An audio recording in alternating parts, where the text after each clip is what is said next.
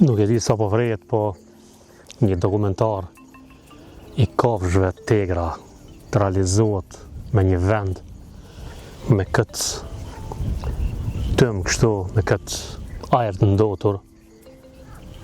Nuk e di, më duhet me përmend këtë dokumentar timin, se çfarë në fakt po përjeton Prishtina jonë, kryeshteti jonë, shekull 21, data 25 prill 2026, hala kemi probleme tilla. Nuk di, nuk do koment, shpirti të kputet.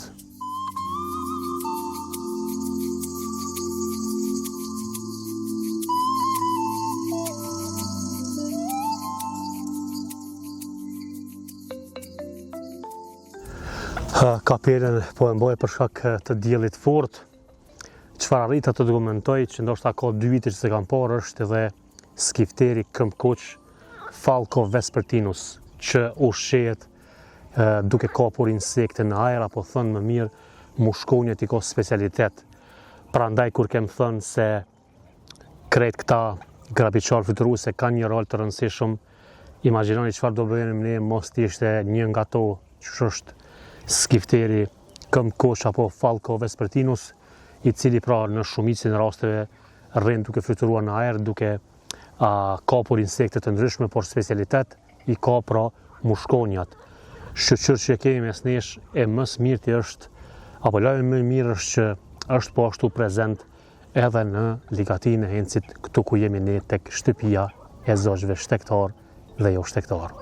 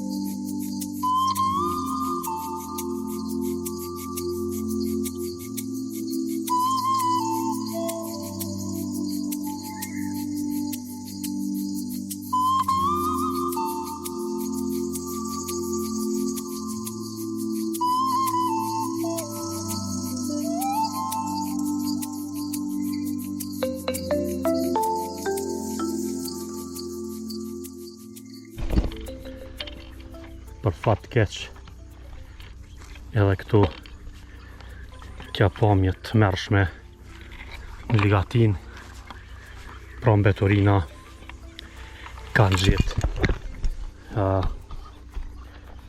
gjithë vendin edhe këtu, do më thonë, me i hudhë.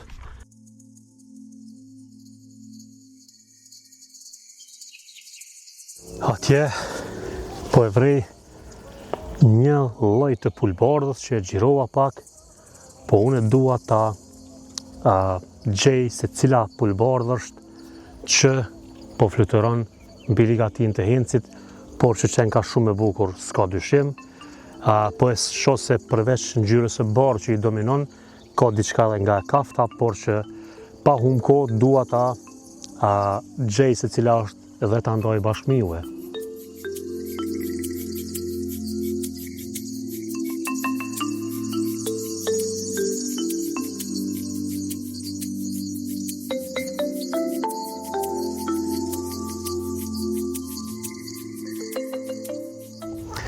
Në Ligatinë e Hencit, kom pas rastin me xhiru krijesën më të shpejtë në planet, Falco peregrine, krathata në Shqip, duke i ndjekur cërlojët, Sturnus vulgaris, një zog që është me numrin më të madh të tyre që kthehet nga shtektimi, pra janë mijëra të tillë të cilët fluturojnë këtu në ajër apo provojnë të ikin nga Falco peregrine, po që është një spektakël e vërtet që ndodh një qiell, dhe si krijesa më shpejt në planet, problem është apo t'i shpëtoj kthetrave të Falco peregrine. Megjithatë është fati jonë që kemi takuar në Ligatinë e Hencit, edhe po duhet ta shihni edhe ju se çfarë ndodh gjatë atij spektakli në qiell, pra ndjekja e Falco peregrine cërlojë pikalosh.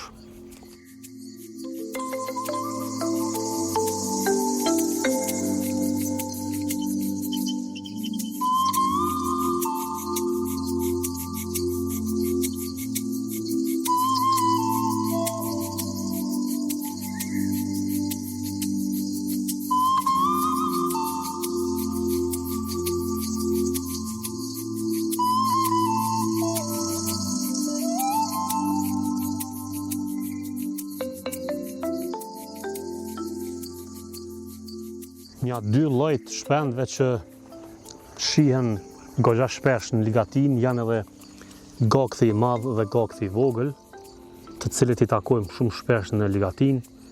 Ushqehen kryesisht me bretkoca, me ujor të ndryshëm, po besa në disa raste mund t'i shohim edhe duke ngrënë edhe gjarprin të ujit.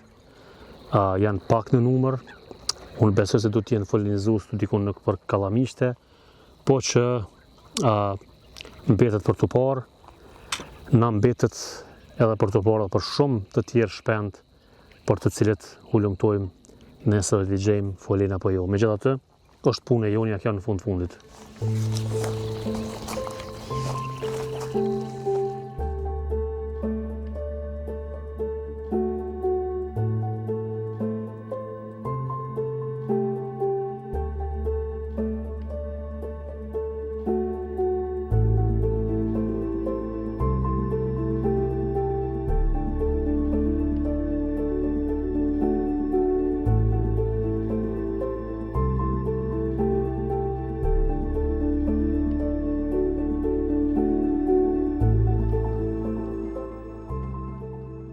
Përndryshe, këtu e kem identifiku edhe lundërzën, një kafsh ujore që specialiteti ka peshqit, po që kem dokumentu këtu, po për qeni se që është shumë rrallë.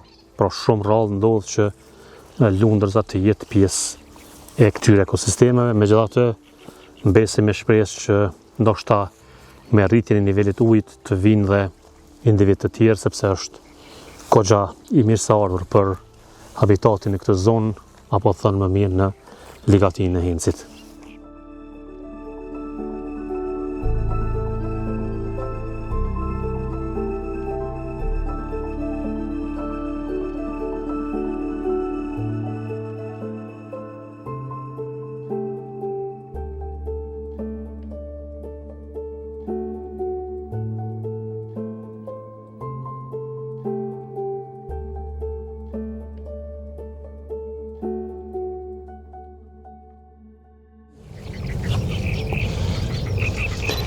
Këto që po i dëgjoni janë zërat më të shpesh që i dëgjojmë në ligatinë e Hencit. Bëhet fjalë për një zogjë shtektar, bilbil i kallamishteve. Janë shumë, folinizojnë këtu, po që janë shumë, s'ka pikë dyshimi, edhe që janë të mirëseardhur po se po, sepse nga njëherë janë, le të themi, të tepër ndoshta me këto zëra, po që neve na jep ndjesinë se gjithçka pro gjallërohet me ardhin e këtij zogu në ligatin, gjallërohet gjithçka dhe e kuptojmë që vërtet pranvera është këtu dhe zogjtë të tjerë shtektar janë pranë të njëjtit apo një grup e tyre me emra të ndryshëm janë prezent në ligatin.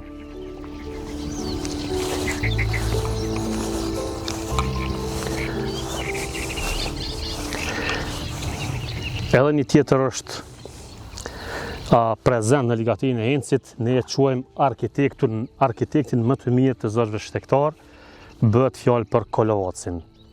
Kolovaci, çfarë metode apo pse i quajmë arkitektin më të mirë, është sepse mënyra apo dhe lokacioni se ku folinizon është absolutisht i paimagjinuar nga një raca njerëzore. Pra, në degë të holla të drunive të llojit të shelnjës, ndërton fole, edhe shohim shumë shpesh duke marrë material të këto kallamishte, këto mandej ato materiale dërgon brenda në fole për të kriju komoditet për të vegjëlit e tij apo të saj për shkak të ngrohjes së vezëve kështu me radhë, po që po është vërtet satisfakcion apo kënaqësi për neve që Kolovacin e kemi prezent në ligatinë e Hencit, shtëpinë e zogjve shtektar dhe jo shtektar.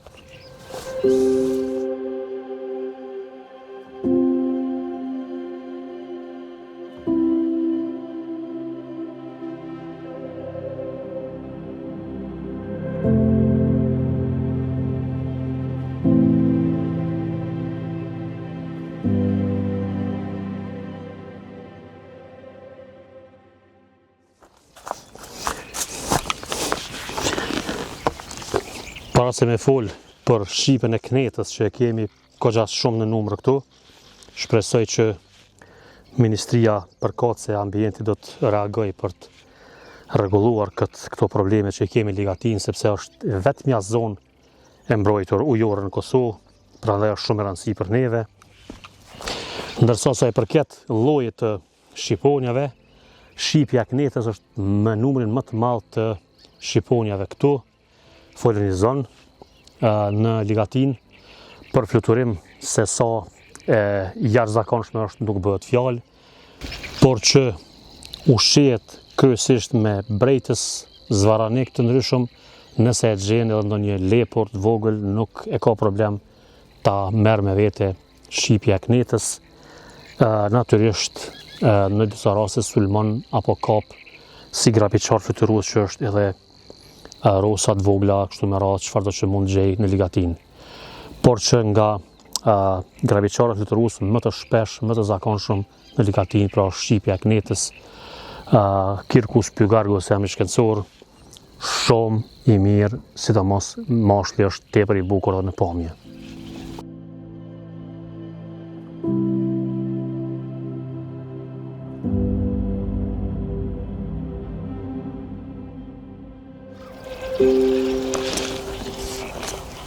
Qeku vetullbardh, quhet vetullbardh për shkak të vijes që ka këtu, le të themi, tek vetulla. Qeku vetullbardh është shtektar dhe është shumë i zakonshëm, tash i pranishëm gjithandej. Në ligatin e shohim shumë pranë njeriut dhe nuk e ka fare problem të qëndroj shumë afër. Mirë po, është pjesë e ekosistemit edhe është i mirë se ardhur gjithmonë. Çatje për shoh edhe krellarokun gushzi. Shumë probleme gjiru ato, se ai futet në ujë me njëherë. Po si të që tjetë do të mundohem me botë pa mundurën që ta gjiroj e ta shini pak se si duket pra krellaroku gushzi, një prej shpendve që nuk është hektar e takojmë këtu gjatë 4 stineve.